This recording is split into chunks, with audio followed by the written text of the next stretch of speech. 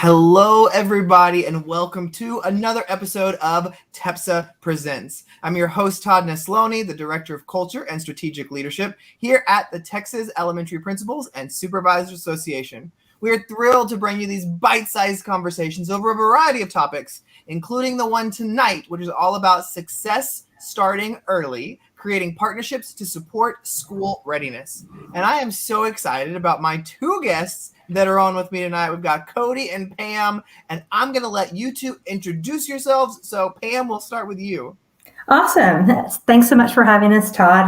My name is Pam Rutledge, and I work for the Texas Association for the Education of Young Children, which is a big mouthful. And I am the Recess Grant Manager there, helping to facilitate partnerships between early childhood programs and the school districts. Awesome. And Cody, why don't you introduce yourself?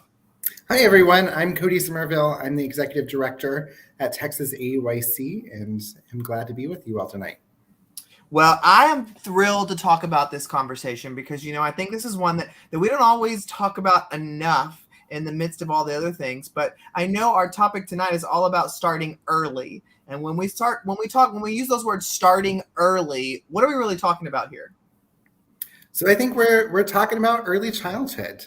Learning and development starts at birth. And when we think about supporting children, it has to start well before they hit the doors of an elementary school, and really has to start in those first 5 years of a child's life. So, what I find though, is that all of our schools have such a variety of families and family makeups and backgrounds and resources. And so how do we ensure that we are helping so many families start as successfully as possible? Because I think there's so many of them that they don't know what they don't know kind of thing. So I think one of the things that's really important is that families have choice on where they're able to access early childhood education. There are lots of choices now, and families can really kind of pick programs that fit their philosophical beliefs, their cultural beliefs, whatever that is, or even just out of pure convenience, what's closest for me, and how can I get my kiddos there, and can I be there at a moment's notice? So really being able to follow what parents are interested in terms of where their children, because that is one of the hardest things. Having done it myself, it is really challenging to trust your kiddos with somebody else. So first and foremost, they really want to know, is my child going to be safe and loved? Mm-hmm. So we need to make sure that we're focusing on that from the get-go, and everything else builds from there. Yeah, I think that's a great point. And tonight's conversation too is about creating partnerships. And so obviously we know when doing anything, we have to be partners with the people we're working with. So what do you see as, what does that even mean, or how do you translate that into creating partnerships at this age? So for me, prior to coming to TXAYC, I was a director in an early childhood center. And so I got to see the firsthand how families kind of move through with their teeny little infant, so scared, handing them over. And then by, the time they're getting a little older, like, okay, we're getting ready to go to the big school. Mm-hmm. And that was always a huge transition for my family. It's like, we're doing it. We're going to the big school. And it's an exciting time, but it's a scary time. And me as a director always feeling like, I wish I knew more about where these kids are going, that there's kind of a divide between the early childhood programs and the districts in terms of knowing each other, communicating with one another. And I always had this really strong desire to, hey, could I reach out to, I know so much about this kiddo and this family. We could have this lovely, wonderful, warm handoff, but that bridge just wasn't there. So I think when I think of terms of partnerships, it's really these two entities, huge entities that are serving the same children. They're all of our children, not really communicating with one another. So partnerships helps to facilitate that and really bring out the best in both worlds. I think of it too, as we often think of these elementary kids going on to junior high and high school, and there's things we relay as they move on to that. Mm-hmm. So why wouldn't you be relaying it when they come from a program, especially that programs in district? I mean, at my campus, we had Head Start kids that moved up to us. And there were so many times where I would tell teachers, have you gone and talked to their Head Start teacher from last year? Well, no. And I'm like, they have so much knowledge. They were with them for a year. Like, go and learn what they did and how they worked with them and how they did that. But I think you're right. Sometimes we just don't even think about opening those lines of communication. And we need somebody to come in and say, those have to be there to ensure as much success as possible. So Cody, what do you think of when you're hearing this partnership thing?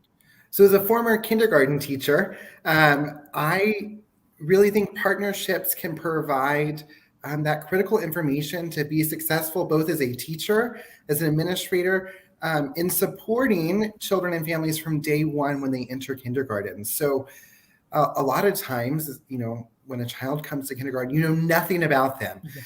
One of the beautiful things after kindergarten is, the district knows who they are, and the teaching team, the instructional leaders on the campus have some knowledge of how to best support that child. So if we form these partnerships between our early childhood programs and our elementary campuses, we're able to gain that knowledge early so we can use all that knowledge to support a child on day one of kindergarten, rather than waiting a few weeks in to kind of get to know the child, get to know their family, and then create our plans. So these partnerships allow for that seamless transition that Pam talked about, and they allow for us to make the most of kindergarten, because as we know, the expectations grow year by year as what you need to learn in kindergarten. And there's a lot of time kind of wasted at the beginning of kindergarten, just as teachers and administrators are getting to know children. So if you have these partnerships, it allows you to kind of make best use of your time from the first day of kindergarten. And I think it's one of those things that it sounds so obvious when you talk about it now, but sometimes as school leaders, we can get so caught up in the attendance and discipline and the tested grade levels that we just think, well, the kindergarten teachers got it. And it's like, no, they need support too. And this talking to places where the kids have come from before is a great way to support them. And so I know another part of this conversation today is about school readiness. And so I'm sure everybody's got a different definition of what school readiness is. And so Cody, what is your definition of school? What does school readiness look like? So school readiness to me is more than ready children. It's also ready communities, ready schools, ready families. Children learn and develop in an ecosystem of supports. And as a 5-year-old, they can't be expected to know it all. So it is about ensuring that there's all the supports in place so that a child can be successful.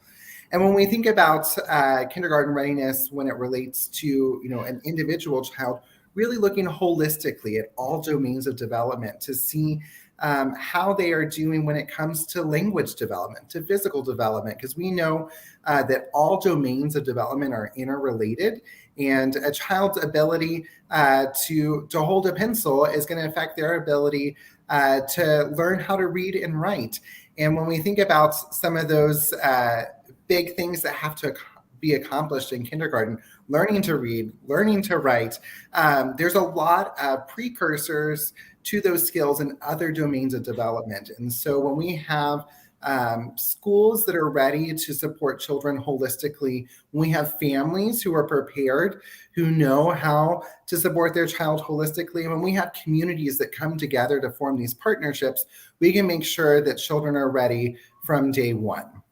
And you said something really powerful there, though, Cody, that I think when I think of administrators, so many of us, we have not taught all the grade levels that we are in charge of being an administrator over. And sometimes there are administrators whose only experience is in 2nd grade or above, or 7th grade and above, or whatever it is.